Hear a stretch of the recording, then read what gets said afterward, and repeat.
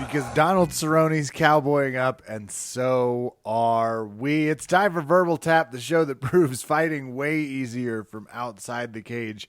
Because I have to tell you, Raph, I would have missed weight today too. It's time for Verbal Tap. I'm your host, Kevin. With me, of course, Raph Esparza. Raph, would you have made weight? Oh, I wanted to do my bit before making it personal. Oh, go ahead. Do your bit. Oh, the bit was supposed to be, I can't believe he missed 0.5 lbs. How dare he? And then the reality was supposed to be, dude, have you ever gotten on a scale after about 20 minutes and then you gain 0.5? Like, I've been on a scale and it's told me you're going to work out, but you're still going to come back fat. That should not happen, Kevin. I held the glance of oatmeal cream pies at the grocery store for too long, and I gained a half a pound. The worst is, and I don't know that people have experienced this, but, you know, if you go to a gym and everybody pulls out the scale and you're around smaller people, and by smaller people, I mean people who are actually real weights, when they all crowd around to see you, everybody gets really excited. They're like, oh, man, I bet you're going to be lighter because you worked out like the rest of us. Oh. There's nothing quite like the reaction when they do see you have not lost any weight, or, dare I say, you gained weight, in which they go, well, it's probably muscle. You know? It always goes the other way. It's like the Biggest Loser for me. I get all red and flushed. And it's like, it was the tacos. I'm so sorry. So you're bringing up the fact that Chucky Olives misses weight. Unfortunately, that means bad news for him. He can only win the opportunity to fight for the title he just lost, because I can't even say he's fat. Like, that part didn't look good. Unsatisfying. It's unsatisfying when it's less than a pound. When it's like 15 pounds, Raph and I are happy. And we're on your side. We get it. When it's a half a pound in the Phoenix Desert, you're like, this sport. And he also didn't say some bullshit like it's salmon. He didn't give any excuses, but he did give one explanation, Kevin. And this is the one I was excited to tell you, because I don't think you saw this. Weigh-ins just happened, the ceremonial weigh-ins. If you're listening to this, you probably know what happened. But even if you did, maybe you didn't pay attention to this part. So, Kev, what do you think he said? Like, what do you think his excuse was? This is a classic case of, I'm using a different hair coloring to get the bleach, and it's a heavier thing. Excellent guess. But unfortunately not right. Damn it. Kev, when his translator said what Joe Rogan was asking, Chucky Olives, with all confidence in his eyes, looked at the audience, who was booing him, and he was just putting his hand to his ear like, all right, give it to me. I know you're going to boo me for being 0.5 fat. Kill me. But when he does that, the excuse he gave, and I swear to God, I think we have to do this too, is he goes, you know what? I don't question God. Sometimes things just happen. And I go, wait a second. Amen. What a fucking good excuse, Kevin. If you and I ever have anything go wrong at our jobs, think of the possibilities you could have in saying, you know, I don't question what God does. Things happen sometimes. I'm not a God questioner. That's a different department. I would have, so when you said Rogan for just a second, I was like, oh, did I miss a clear? Chucky's gonna be like, you know, I got vaccinated against the COVID-19. Like, I can just feel it sitting in my arm like a half ounce of justice. Would have been a nice spin. Because the first place I saw this was Fox. I was desperately trying to Google it after you told me, and Fox News popped up as UFC 274 title fight takes shocking twist. So I was like, oh my God. And then that actually is a little relieving, and I think you're right. I think he's a genius. It was a great excuse. And the thing is, he had that look like, I expect you to ask me. I know you have to. I know what you're going to say. Go with God. Oh, damn, sucker. What are you supposed to do to that? So when you do have these moments, Kevin, you got to be very, very appreciative that they happen. Now, we've been calling him Chucky Olives. Everybody's been calling him Chucky Olives. It always feels, and this is a very small footnote on all of this. Mm-hmm. It feels like we just doom people when we give them any sort of food nickname in there. I don't know. And I don't know how other people feel about this, but there was some talk from somebody later. I forget the fighter. It was a female fighter that suggested it was 0.5 a little off or something. And people were like, ooh, shenanigans, which doesn't help the case. And Justin Gaethje wants nothing to do with it and is already trolling Chucky Olives by saying, hey, while that dude's struggling to make weight, I'm already at 165 or 168. So he had already gone back up a shit ton, which, by the way, dangerous thing to brag about only about an hour after the real weigh-ins in the morning, because doesn't the commission say you can only go up by 10%? And I'm not a math whiz, but 155, 10% of that, carry the one. Verbal Tap Legal's like, we told him not to say shit. So, Kev, does this hinder where you were going to pick on this one? Or do you feel like this is down the line how you see this fight going? Or are you going to take into consideration that Justin Gaethje has beaten an opponent in a title fight when they didn't make weight before? You've hit on a few things, and I want to hash this out because I'm curious what you think. I am going to new friend of the show, DraftKings, right now, Raf, to get you a live line. Because I'm curious, do you think this impacts that? From a gambling perspective, I was already going to take Gaethje at plus 115 tonight. Okay. Was my plan. He's probably going to climb, right? I guess how does it work? If you miss weight, I presume they're thinking like maybe not as focused, not coming in with the clearest mindset.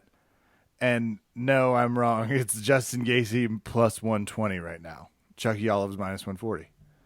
Now, Kev, what a time for us to have become friendly with the good folks over at DraftKings, because I could imagine when they talk about sportsbook, in my head, it's almost like, you know how they used to have the NASA teams whenever people would go to space? Like somebody comes in, makes an announcement, and they go, he came in fat, and people just go, ah! And just a whole crowd of people going insane, like they just landed the Apollo 13. I think in this particular case, that's how I figured the sportsbook went when they were having to recalculate the odds, because then you can just imagine everybody there just saying like, nah, well, okay, he's fat, so is it a plus 19? No. Is it a plus 29? God damn it, I don't know. If you parlay Gaethje with Ferguson, you can get this thing into some good odds. Okay, now this Plus is really some 714. shaky ground, because the other headline coming into this weekend right now, and we'll come back to this main title fight, Kev. Did you know a lot of people's jobs are up for granted on this thing? Fighters? Yes, because I can see Dana being like, I'm going to fucking fire production if things aren't better this time. I'm getting rid of Bruce. I'm getting rid of that camera guy I hate. All the ring girls are gone. I can see it. So what you might want to know here, sir, is that Dana White earlier this week kind of confirmed what the streets were saying about Donald Cerrone and Joe Lauzon, which is that, yeah, one of them's probably fighting for their job. And the other one, if they lose, because they've been around forever, they might as well fight each other to see who gets to stay. The guy who loses, he'll ride off into the sunset. And I thought that was such a particular phrase to say for two stalwarts of the UFC. So they're using this fight as an excuse to kick someone out. Like, they can't have that conversation with either of them. I think because they've been around for so long. They have two of those fights if I'm looking at the card here. They do. And what's the other one? Mauricio Shogun Hua versus Ovince St. Brute. No? It's not that one. And in fact, I think, and again, I always try to check my sources, but I did on this one. Apparently, somebody was quoting some sort of report that Dana White said, yeah, you know what? Also up for consideration is Tony Ferguson and Chandler. They might be fighting for their jobs too. And I thought, holy shit.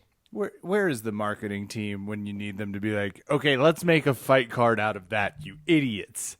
It's the coolest thing I've heard. Loser leaves town fight mat? Like, just the whole night, every match? I don't know, but it makes me think for the main card itself, that's 2 out of 5 of the fights on the main card where they say 3. I contend mine counts too. I don't know. You're probably, they just didn't say that part out loud. You're right. It was implied.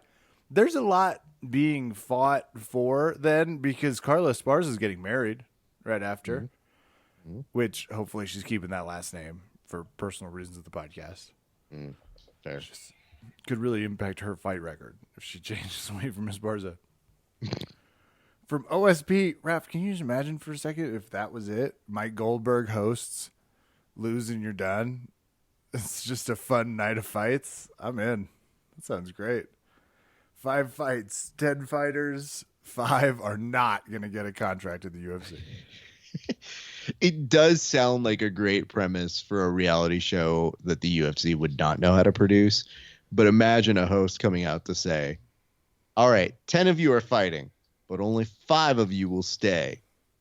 That's right. Each of you will get a rose at the end of the night from Dana White. The guy from The Bachelor is available. And this has Rob Riggle written all over it. He's waiting for you in a wheelchair. If you lose, just take you out to the just says the farm locker room. Yeah. Again, we're giving away free great ideas. Excited to introduce this one as the resident draft king of the podcast. No, gross title, Kevin. Hey, UFC 274 is here, and DraftKings is where to bet. The calf slicer, the banana split, which, fun fact, if Gagey wins by banana split, it's plus 2,800. He's definitely gonna. That is free money. Go to DraftKings Sportsbook, the official sports betting partner of the UFC. New customers can bet $5 on any fighter to win and get $150 in free bets. If they do, big if. I like their trending bet, new champs, Esparza and Gaethje plus 600. Bet $5 and get $150 in free bets. That was really good, Kev. Thank you. Call to action. Download the DraftKings Sportsbook app now. Use promo code VerbalTap. Throw down $5 on any UFC 274 fighter to win and get $150 in free bets if they do. That's code VerbalTap. This Saturday at DraftKings Sportsbook, the official sports betting partner of UFC. Minimum age and eligibility restrictions apply. See show notes for details.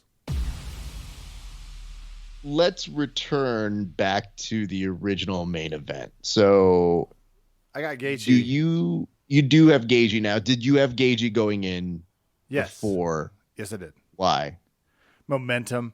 The last few with the Chuckster and, all things being respectful, because there's moments when you're talking about him in a fight, but the win over Poirier, the win over Chandler, which is only because I bet on him. Ferguson, he's got a lot of people at the right moment, and I think he's catching Gaethje at the exact wrong moment to fight this guy. I just want to make sure we're correcting the record. It's a loss against Poirier. Just want to make sure. He won. He beat Poirier. No. In the last fight, I'm looking at his ESPN. No. He submitted him. Dustin Poirier lost to Charles Oliveira. You're talking about Chucky Olives. I thought you were talking about Gaethje. Sorry. No, okay. I'm sorry. I was talking about why I thought Olives was going to lose. Okay. His last few, he's caught people at the right time. Got it. Okay. Now, it doesn't confound things that Gaethje himself has lost to Dustin Poirier via TKO. So if you go by MMA math, it does get a little dicey on that one. That's fair. So that's the hard part for me. It's also interesting when I look at this and I think, all right, man, yeah, you came in 0.5 fat, but you looked rough. And that was more concerning to me because when you see Oliveira do his shit, you don't need to be the best looking person in the world to pull off good submissions. But there is something about Justin Gaethje who, if you're mentioning momentum, yes, the win over Chandler was a fight of the year. The loss to Khabib was, well, is what it is. Wins over Tony Ferguson, Donald Cerrone, Barbosa, James Vick. That's a good streak. I also want to say his training camp, Trevor Whitman, obviously amazing, really good work. Can I tell you one thing I don't love about the phraseology that they use for Justin Gaethje?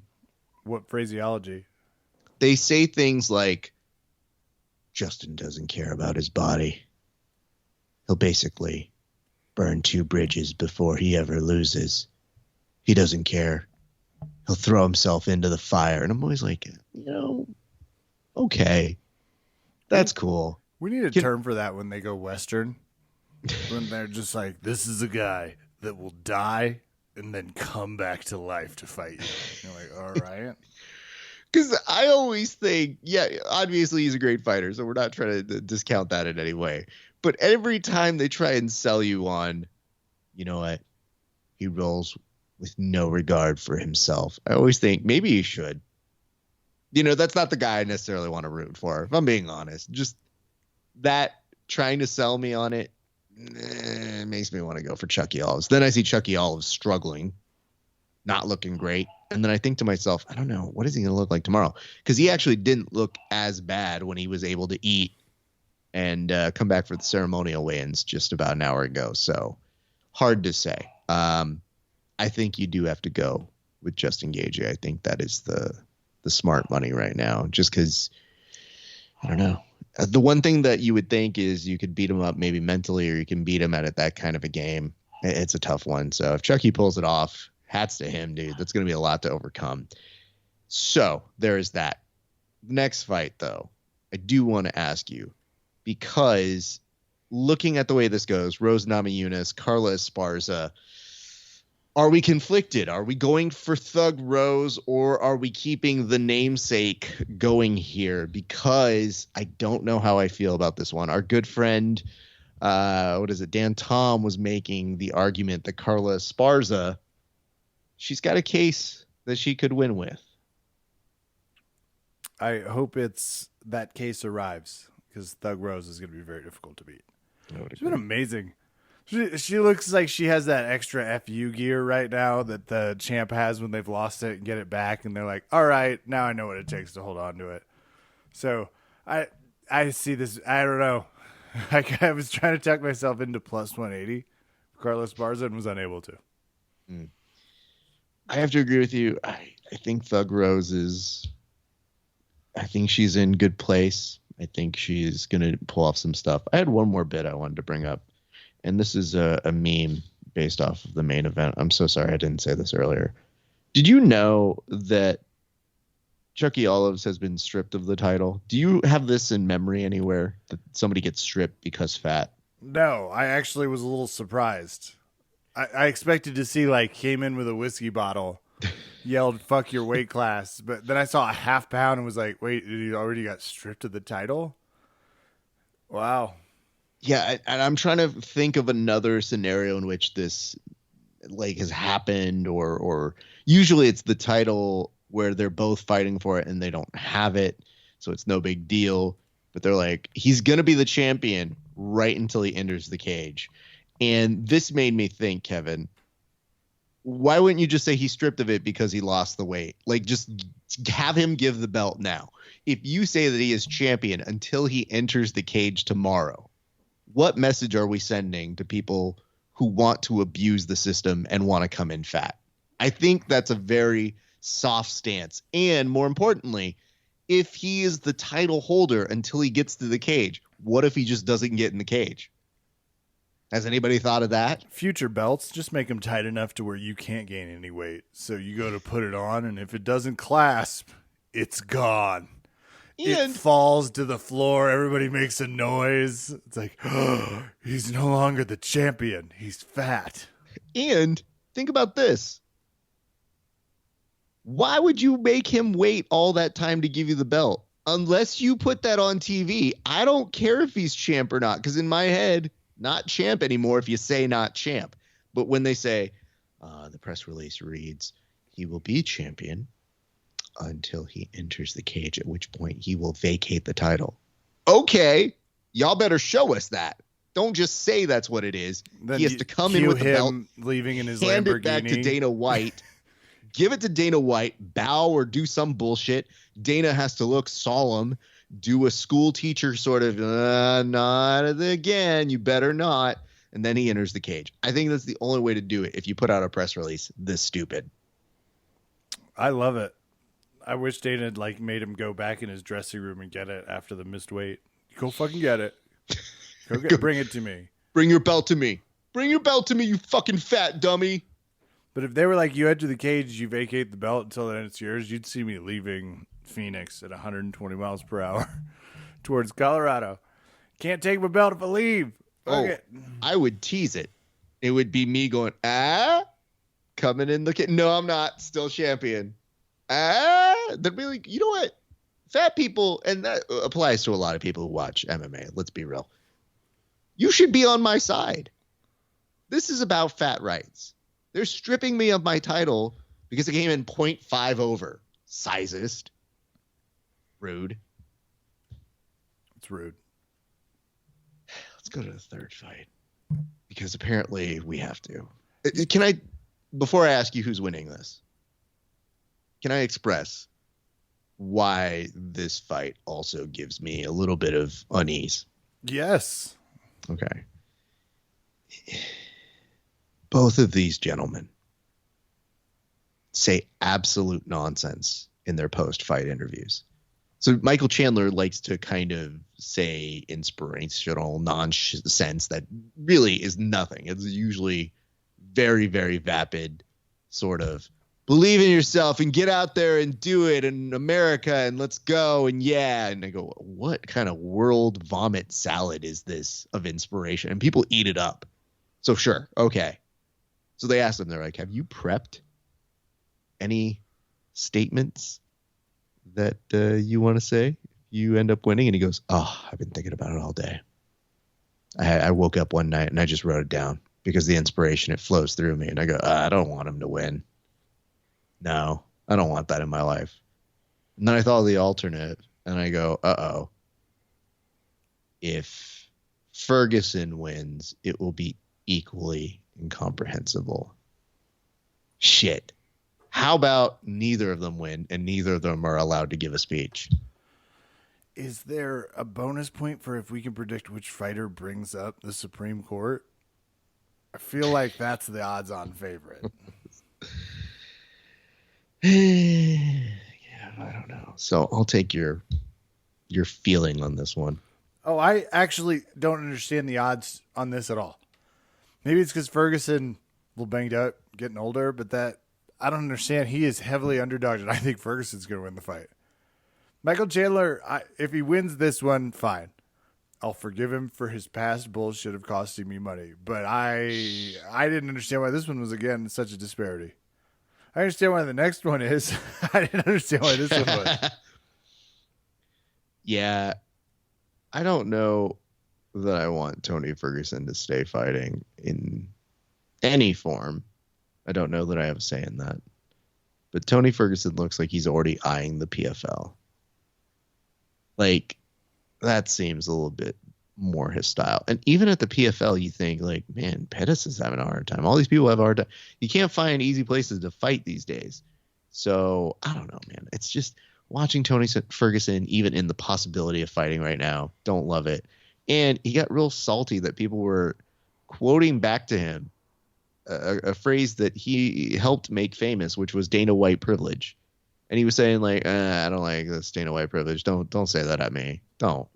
Because I feel like a drug dealer is in charge of me.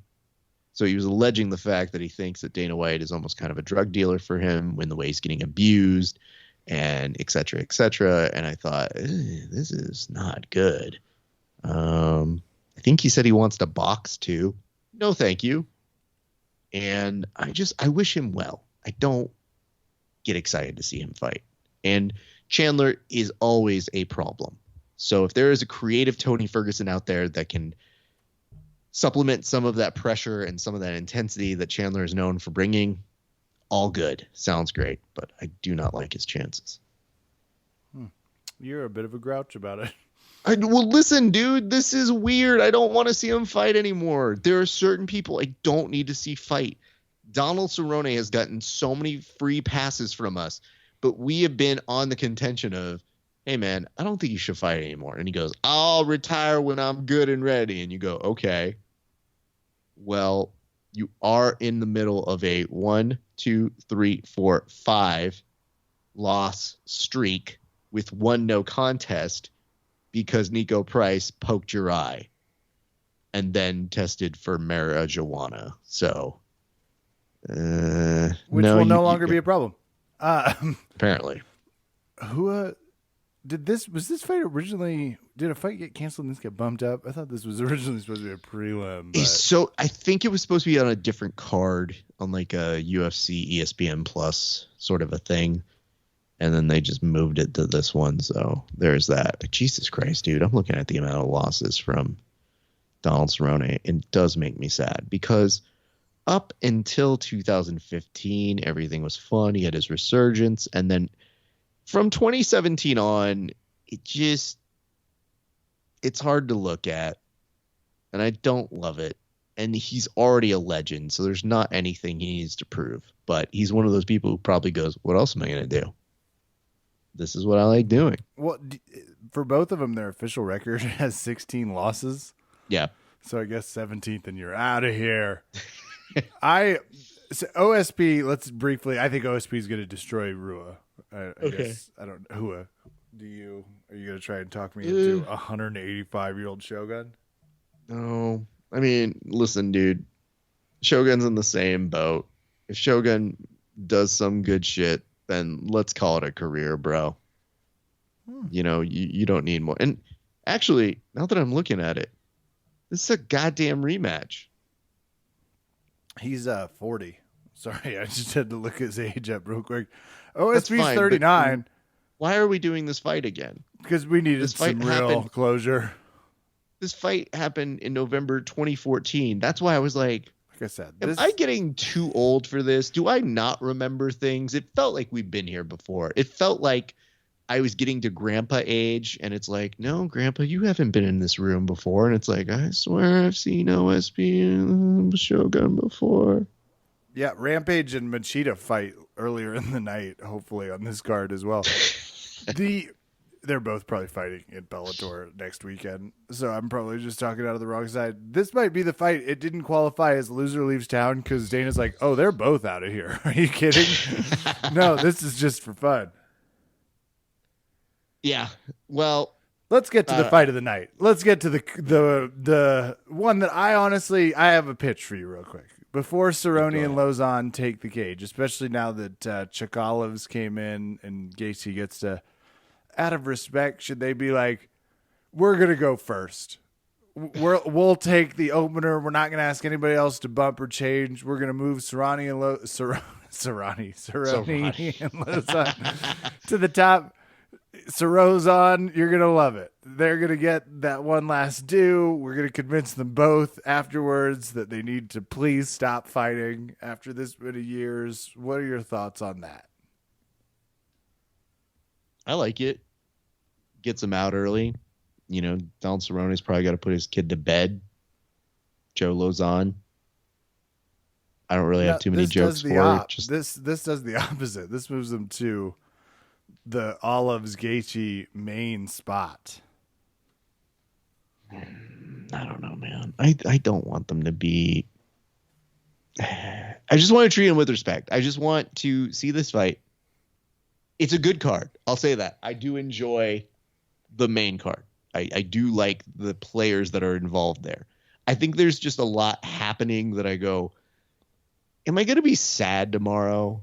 And do I have to prepare for that? Because if I prepare for it, I won't be as sad. And I will be on camera because we're doing a fight companion over at Milton Arguellos. Please watch along with us. It's just, you know, like, what are you supposed to do if you see Donald Cerrone cry in the middle of the octagon and then he leaves his top hat, his cowboy hat, in the center of the octagon? You gonna keep a dry eye?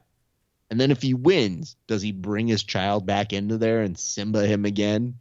because earlier this week he was talking about the reason why he fights, and he mentioned the fact in a scrum that he's fighting because he wants his son to see him fight.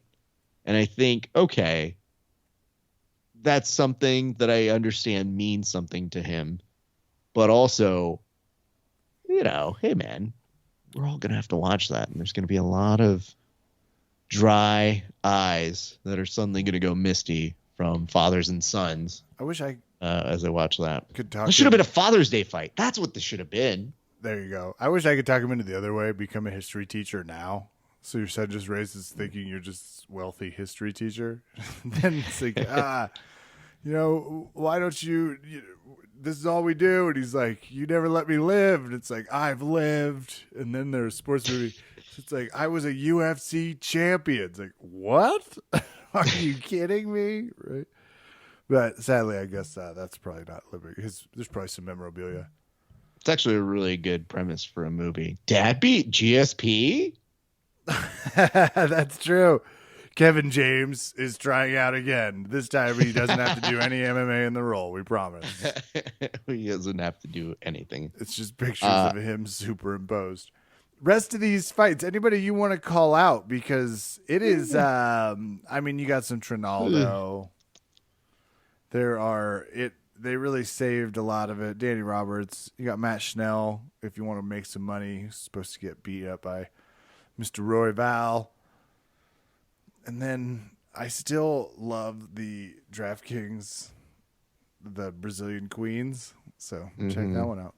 Yeah, there's some good bets here. Yeah, I'll just kind of rapid fire these. Chaos Williams, we've seen him fight before. That should be interesting. Don't know how that'll go. Brandon Royval is always one to watch. You mentioned Matt Schnell, so excited for that. And then elsewhere down there, Journey Newsom is somebody I've kind of seen fight before. And we have a friend who was actually just talking about, I think they were going to go have dinner with them the night before his fight. So that's kind of dope. Speaking of which, the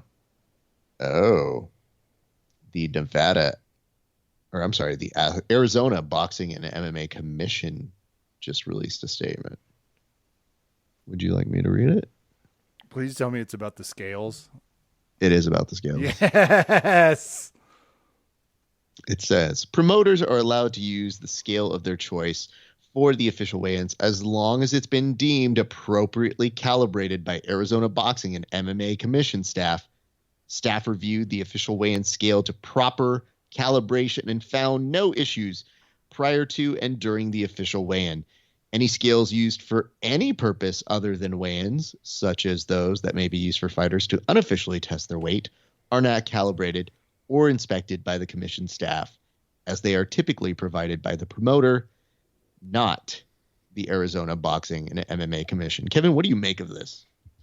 That the UFC effed Chucky Olives by giving him the fat scale. They were like, this scale's going to come up a half pound high. They used to give Daniel Cormier the thin scale. Made it seem like you were 10 pounds lighter. You could fit into Gap jeans, no problem. This is more of the beautiful chaos that happens when something goes slightly awry. Anytime these happen, I love it. It's like, the scales are wrong. Well, not all the scales, just his private scale.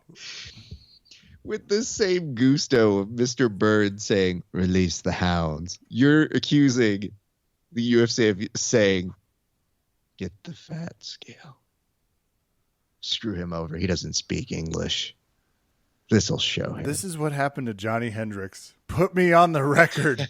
We need to go back and investigate the scales. I want the record of the scales dating back to 1997 at Crazy Tim's Saloon Warehouse, and I want to get some empirical evidence here. Oh. And Chucky Olives has a new statement that went up. This is via ESPN. Would you like to hear this one? Absolutely. Okay. Charles Oliveira. The champion has a name. His name is Charles Oliveira. The story is that I went up to my room. I made weight on the UFC scale on Thursday night. I go up to my room and didn't consume anything. No water, no food, no anything. I swear to God. in the name of my daughter, the most sacred thing in my life. I went to bed. I wake up the following day, and it's a pound over. I'm looking at it. I'm 1 kilogram over, actually. I'm 1 over, and I didn't understand what happened. I can't understand. We work. We're professionals. I didn't do anything wrong. To me, it just doesn't make sense. Other fighters started talking about it as well. They started talking about those 200 grams, 300 grams. It was exactly the difference of the scale with the UFC. This is what they're going back to. The champion has a name. His name is Charles Oliveira. Wow. I dig the poetry of it. This champion has a name. Just That's tough. Every part of this is great. This is hard to factor now from a gambling perspective. I'm all over the place. I don't know where to go. And now for him to kind of have somebody who corroborated the, it was maybe 0.5 over. Didn't screw me over. And I think that came from, was that Norman Dermott? This is batshit. So now we have crazy conspiracies and allegations that are going along with this, Kevin. I think you might be onto something. The Without UFC knowing, needs to buckle down on the professionalism in the weight department. Well, among other areas. But yes, I would tell you, though, Release the Fat scale is perhaps something that's not too far off. Because I know you said it as a joke, and then that just happened to go up as we were about to start rounding third. And I think to myself, Kev, are you clairvoyant? Do you know what's happening? Do you have any other predictions that we need to do? Because you did this about a week and a half ago, and we didn't acknowledge it because we ran out of time, and we honestly forgot, and we don't put a rundown. But you mentioned that Francis Ngannou was going to go to boxing, and lo and behold, he shows up in a ring with Tyson Fury. So are we just not tapping into your almost Johnny Carson-esque ability to see the future? I assure you we are not, because I am not winning enough money on it. I wish it would tell me. Right now it's telling me Yatesy and Tony Fergs. So we'll see. That and apparently some pretty zesty things about the scales and Phoenix. It's a different thing, especially the nightclubs in Phoenix. Yep. Any other notes for you, Raph, before we get people back to their Friday and join them tomorrow with a barrage of social media stuff to get you to listen to this, our thoughts, and all the things going on over here at Verbal Tap? One last thing. Hit us.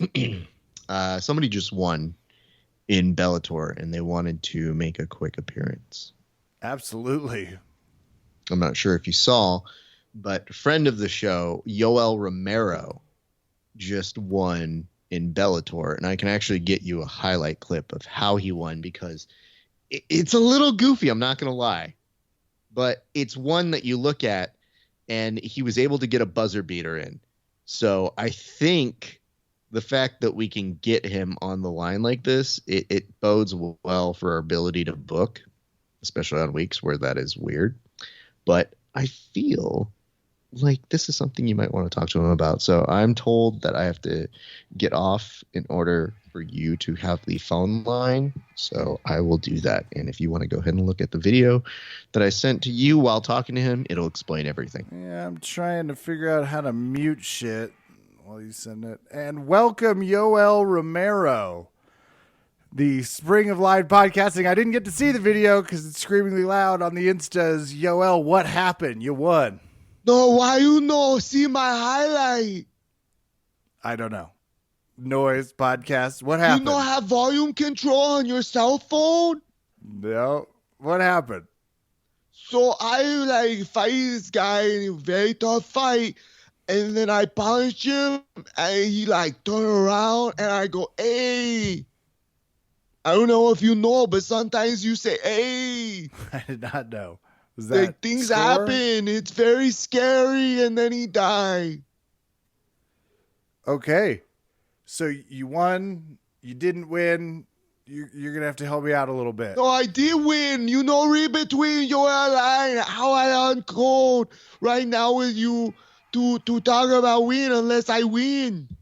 You just ran him over. He tried to stop you. How's it feel? Are you back? Yeah, mostly I think you're back. I went back to store and now I'm back from there. It's good. Okay. Any big announcements? Are you going to keep fighting for Bellator? Or are you trying to move? I fight for them. As long as they pay. The Rock has a football league now.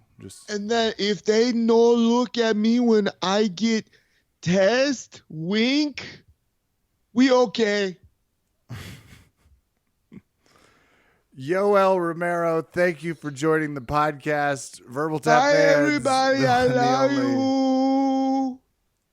He looks like he has still got it. Yoel Romero. We're going to bring Raph back in. Raph, he's still got some raging power when he moves forward.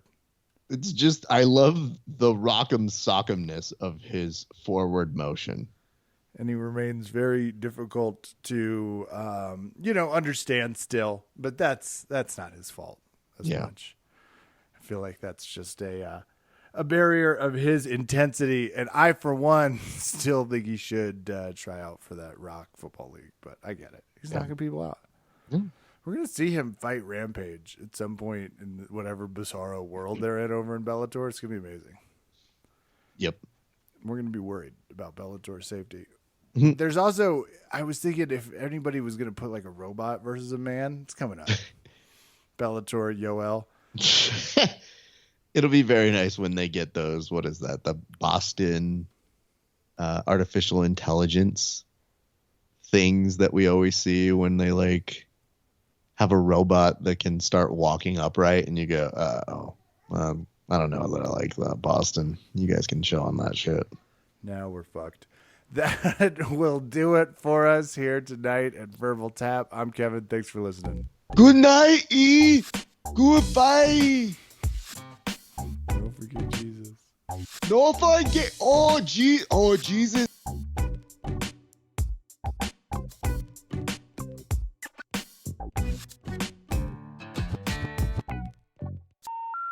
The number you have dialed has been changed. The new number is... Please note, the new number is